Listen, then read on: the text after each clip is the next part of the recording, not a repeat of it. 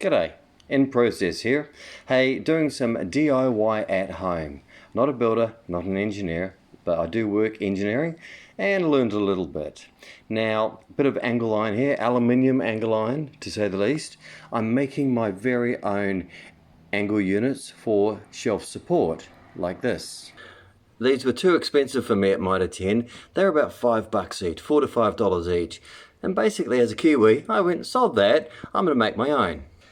So combined with a vise that you can pick up that is separate from a bench, yep, I can carry it around, a decent drill, yep, my old Bosch green, and on the end of that I have a HSS metal drill. And now I don't have proper cutting fluid, but in this instance, being a bit naughty, I am using WD40 as a cutting fluid on the angle. Okay, absolutely use cutting fluid. Do not spit on it, it doesn't work, but you've got to use something to create a bit of lubricant between the drill point and the metal being gouged.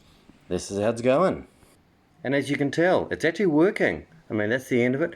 So I've marked the whole length of it with the particular areas. Once I've done this, I'll then get the angle grinder out, and that's a standard 125 angle grinder with proper cutting head on, which is 1.6 mil metal cut off blade, and give it heaps. That way I would have saved myself about $100 just by having the gear at home. And you know, Kiwi DIY, you just got to find ways around the shop sometimes. By the way, the reason why I'm actually doing this, see these shelves here? Okay, good heavy duty shelves, but unfortunately they are held up by those little metal spikes and they're not working too well. As you can see, they're sitting up there, but at best they're precarious.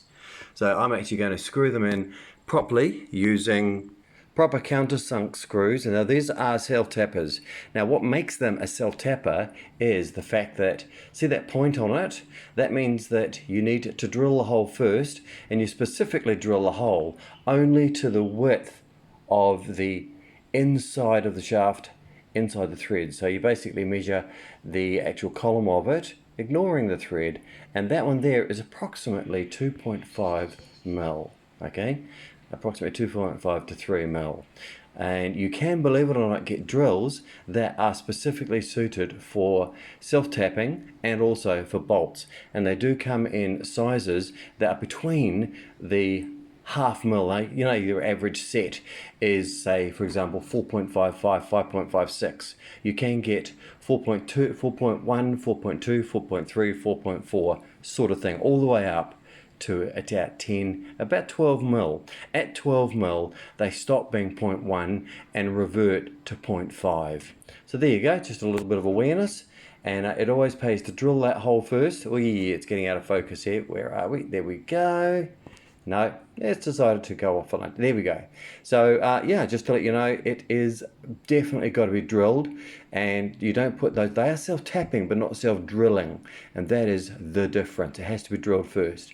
Have fun and give it a crack yourself. Any questions about this or anything that detailed that you're trying to figure out?